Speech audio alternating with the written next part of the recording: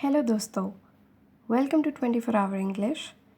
आज के हमारे लेसन में हम लोग सीखने वाले हैं डेली इंग्लिश फ्रेजेस को। ये फ्रेजेस जो हैं आपकी रोज़ाना की जो इंग्लिश है उसको बहुत ज़्यादा इम्प्रूव करने में मदद करेंगे, क्योंकि ये छोटे छोटे फ्रेजेस जो हैं अगर आप इन्हें डेली यूज़ करना शुरू कर दें अपनी बातचीत में तो आपकी जो इंग्लिश है वो काफ़ी ज़्यादा बढ़िया हो जाएगी और स्पीकिंग में आपकी जितनी सारी प्रॉब्लम्स होंगी वो सारी की सारी जो है ख़त्म हो जाएंगी। तो चलिए देखते हैं आज कौन से हमारे फ्रेजेस हैं वो। क्या बात कर रहे हो, ऐसा नहीं हो सकता। मुझे जलील करने का एक भी मौका नहीं छोड़ते तुम। मैं यहाँ तुम्हारी देखभाल के लिए हूँ। आइए अब इन हिंदी के जो वाक्य हैं उनसे रिलेटेड इंग्लिश स्ट्रक्चर को जानते हैं, वो भी एग्जाम्पल्स के थ्रू। जब हम किसी को जलील करते हैं, उसके लिए मुश्किल पैदा करते हैं, तो उसके लिए हम इंग्लिश में जो फ्रेज़ यूज़ करते हैं वो होता है give someone a hard time. Give someone a hard time. अब इसे हम टेंस के अकॉर्डिंग जो है अपने सेंटेंस में यूज़ करते हैं। जैसा टेंस होगा वैसे ही हमारा सेंटेंस होगा। चलिए एग्जाम्पल्स के थ्रू समझते हैं। तुम मुझे जलील करने का एक भी मौका नहीं छोड़ते हो। You never miss an opportunity to give me a hard time. You never miss an opportunity to give me a hard time. मैंने वो नौकरी छोड़ दी क्योंकि मेरे जो बॉस थे वो मुझे बहुत जलील करते थे या मेरे साथ बुरा व्यवहार करते थे। I left that job because my boss used to give me a hard time. I left that job because my boss used to give me a hard time. मैं इन बच्चों की देखभाल नहीं कर सकती क्योंकि ये हमेशा मेरे लिए मुश्किल खड़ी कर देते हैं। These kids always give me a hard time, so I can't look after them. These kids always give me a hard time, so I can't look after them. तुम छोटी छोटी बातों को लेकर मुझे बहुत ज़्यादा जलील करती हो या फिर मुझसे बुरा व्यवहार करती हो। You always give me a hard time about trifles. You always give me a hard time about trifles. Trifles का मतलब होता है मामूली बातें, छोटी छोटी बातें। मेरी बहन ने मेरी गर्लफ्रेंड को लेकर मुझे बहुत ज़्यादा जलील किया, मुझसे बहुत ज़्यादा बुरा व्यवहार किया क्योंकि वो उसे पसंद नहीं करती। My sister gave me a hard time about my girlfriend because she does not like her.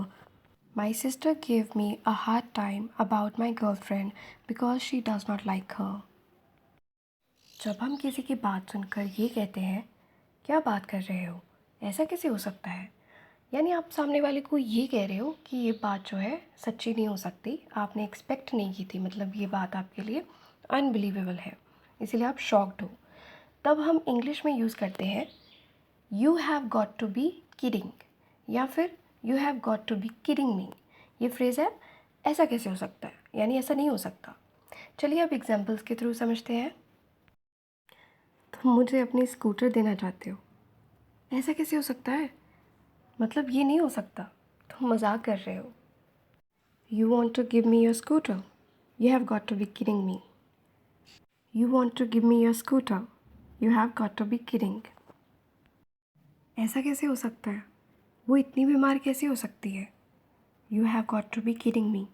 How can she be so sick? You have got to be kidding me. How can she be so sick? ऐसा कैसे हो सकता है, वो lottery कैसे जीत गया। You have got to be kidding me. He has won the lottery. You have got to be kidding me. He has won the lottery. क्या कह रहे हो, ऐसा कैसे हो सकता है, वो अपने पति के साथ धोखा नहीं कर सकती। You have got to be kidding. She can't cheat on her husband. You have got to be kidding. She can't cheat on her husband.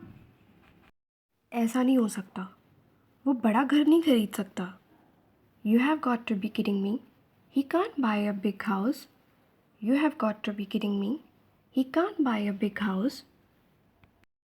और जब हम बात करते हैं कि मैं यहाँ ये काम करने के लिए आया हूँ, मैं यहाँ डांस सीखने के लिए आया हूँ, या मैं कोई भी काम आप करने के लिए कहीं हैं, तो उसके लिए आप इंग्लिश में जो स्ट्रक्चर यूज़ करेंगे वो होगा पहले सब्जेक्ट, उसके बाद इज़ या एम या आर, उसके बाद होगा हमारा हियर टू के बाद वर्ब की फर्स्ट फॉर्म। चलिए अब एग्जाम्पल्स के थ्रू समझते हैं। मैं यहाँ तुम्हें इंग्लिश सिखाने के लिए हूँ। I am here to teach you English. I am here to teach you English. वह यहाँ मशीन ठीक करने के लिए आया है। He is here to fix the machine. He is here to fix the machine. मैं यहाँ अपना भुगतान लेने के लिए आया हूँ। I am here to receive my payment. I am here to receive my payment. वह यहाँ एक नई पोशाक खरीदने के लिए आई है। She is here to buy a new dress. She is here to buy a new dress. आसानी से इंग्लिश सीखना चाहते हैं तो चैनल को सब्सक्राइब कर लीजिएगा और साथ में बेल आइकन को भी प्रेस कर लीजिएगा ताकि आने वाली हर वीडियो की नोटिफिकेशन आपको टाइम से मिल जाए। Thanks for watching.